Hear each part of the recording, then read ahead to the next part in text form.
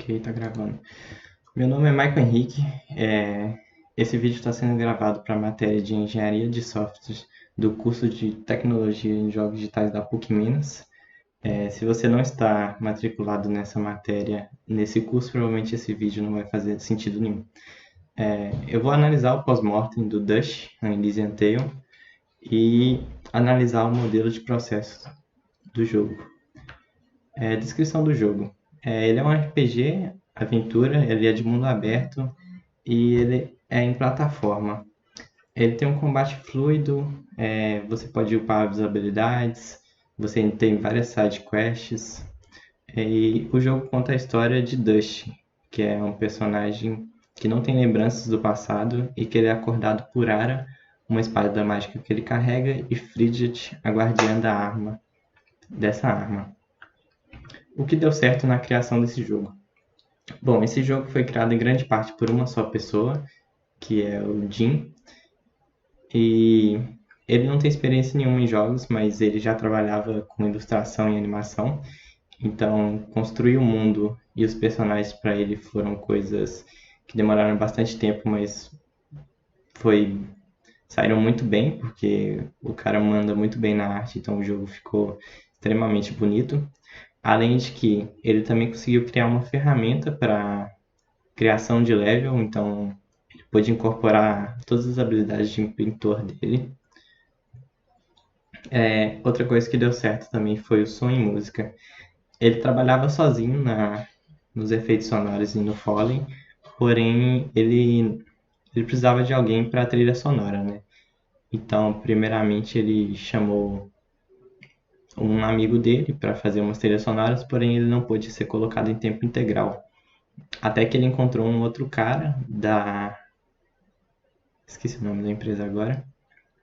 Porém, esse cara foi, foi alguém muito útil para ajudar ele nessa criação desse jogo, porque a conversa entre os dois era bastante fácil. O Jim tinha muitas referências para o que ele queria, sobre cada coisa que ele queria para a música. Então, o Chris Guerin, que é o cara que ele chamou, foi muito fácil para ele saber o que o Jim queria, montar as trilhas sonoras. Então, foi outra coisa que deu certo nessa criação do jogo. As boas relações com o editor. Depois de 6 meses do início desse projeto, ele deu uma parada no, no conteúdo, parou de implementar coisas e começou a aperfeiçoar o que ele já tinha para mandar para o Dream.build.play, que é um evento que analisa os melhores jogos XNA e do Xbox Live Arcade. E acabou que ele ganhou esse prêmio, mesmo tendo baixas expectativas, porque era a primeira vez que ele ia enviar, que as outras pessoas iriam realmente jogar o jogo dele. E depois de um mês, a Microsoft ficou interessada nesse jogo e veio com um contrato para ele. E aí esse jogo passou a ter o status do Xbox Live Arcade. Aí ele começou a trabalhar como produtor da Microsoft. E o que ele quer dizer com boas relações com o editor? Basicamente, a Microsoft não interferia muito no, no jogo. E ela dava bastante feedback, mas ela não mandava ele alterar algum recurso ou colocar alguma coisa para atrair consumidores diferentes. Então era tudo que ele podia, o que ele gostaria de ter. História, diálogo e vozes. O Jim, que é o criador do jogo, ele já tinha esboçado o capítulo 1 e o capítulo 2 desse jogo, porém ele sentiu que precisava de algum profissional para melhorar o diálogo do jogo. Então ele chamou um amigo dele que já trabalhava com roteiro e diálogo num jogo de iOS que ele era fã. E, e aí no diálogo, a Microsoft perguntou, né, se seria possível adicionar vozes no jogo. Principalmente o Jim não queria, mas depois de um tempo, depois de uns anos, ele achou que era uma pena não ter que uma história tão épica ficasse silenciada, né? Então ele conseguiu alguém, um ator da Toon Cartoons, eu acho, e assim com esse cara ele conseguiu juntar mais de 40 atores, né? Que muitos deles eram a primeira grande chance deles. E aí eles conseguiram implementar então também essas vozes e o diálogo animado também. Outra coisa que deu certo foi na PAX EASH 2012, que é um evento que acontece em Boston. A Microsoft tinha muita esperança nesse jogo, então eles conseguiram, o produtor que trabalhava junto com o time da Microsoft, ele conseguiu um anunciamento lá nesse evento, e um site de notícias de jogos eletrônicos também falou sobre esse jogo, Dust, e isso fez com que bombasse. Em pouco tempo se formou fila de horas, né, para poder jogar esse jogo. Então o que que deu errado? O Summer of Arcade. Summer of Arcade é um evento da Microsoft para anunciar jogos, né, de desenvolvedores indie, também que dá uma grande promoção para eles. E o dia então tinha que fazer o jogo em 3 meses, porém ele ainda tinha uns 10 meses de desenvolvimento e ele tinha que terminar tudo isso em 3 meses. Então isso causou muito desgaste nele, ele já trabalhava muito nesse jogo e ele disse que no pós-mortem, ele disse no pós-mortem que essas horas ele começou a trabalhar 20 horas por dia, né? E ele já trabalhava 7 dias por semana. Então, isso acabou com ele. Foram os piores 3 meses da vida dele, porque foi muito trabalho. Morder a bala e recurso de machado.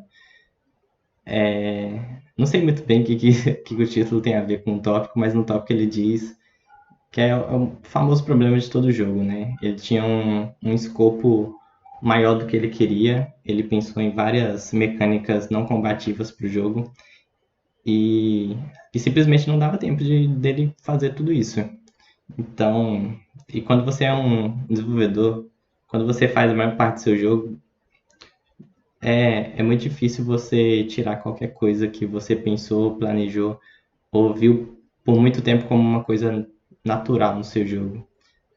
Então, isso foi bem ruim para ele.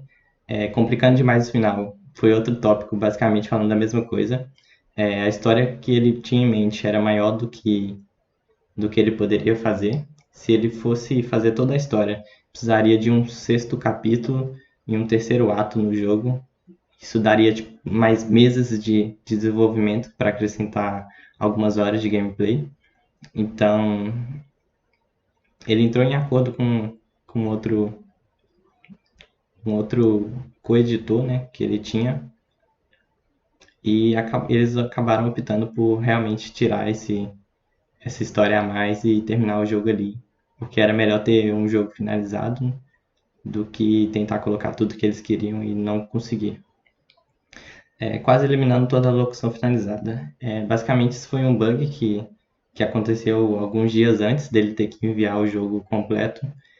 E esse bug foi quando ele colocou os 1.700 arquivos de áudio para fazer o som do jogo lá, as vozes dos atores funcionarem.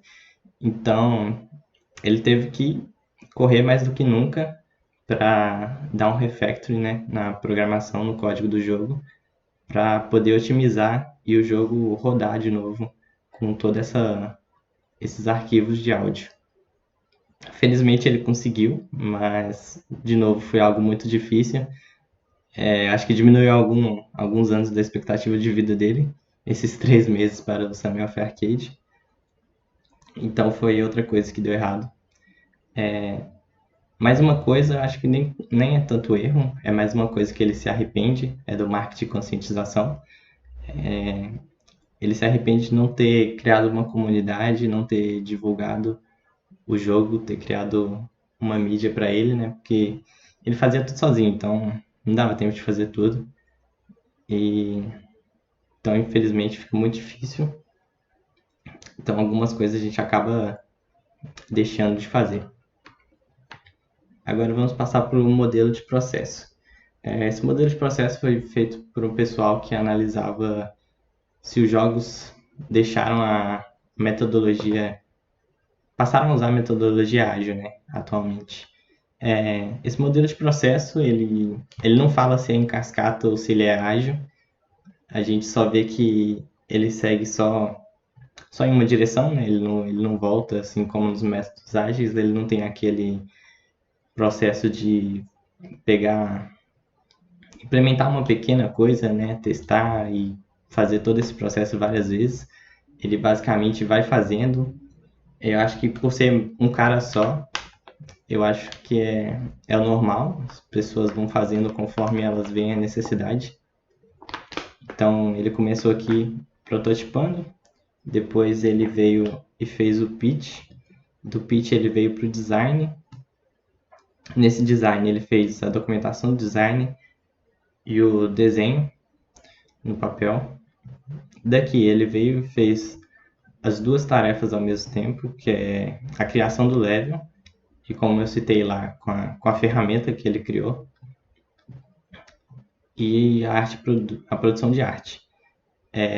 Ele terceirizou um pouco dessa produção de arte e do áudio, igual eu falei, ele chamou um amigo dele para fazer essas trilhas sonoras.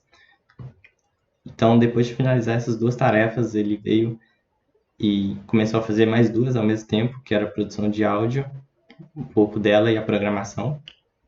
Nessa programação ele teve que fazer aquele refactoring lá, refazer o código para ele ficar otimizado para rodar os áudios. E depois de tudo isso, então ele testou e aí chegou no ponto final do jogo que estava pronto. Não sei se dá para considerar isso cascata, acho que tem um pouco dos dois, porque ele ia implementando conforme ele acabava uma coisa, ele ia implementando outra. E nem tudo ele pensou no começo, né? Igual eu falei lá, a, as vozes no diálogo foi uma coisa que a Microsoft perguntou para ele se havia possibilidade. A animação também dos retratos dos personagens nos diálogos foi uma coisa que ele pensou mais para frente. Então, acho que seria meio que um misto dos dois, mas não seria nem cascata nem ágil esse modelo de processo. E esse foi então o jogo Dust, An Elysian Tale, feito grande parte por um criador só.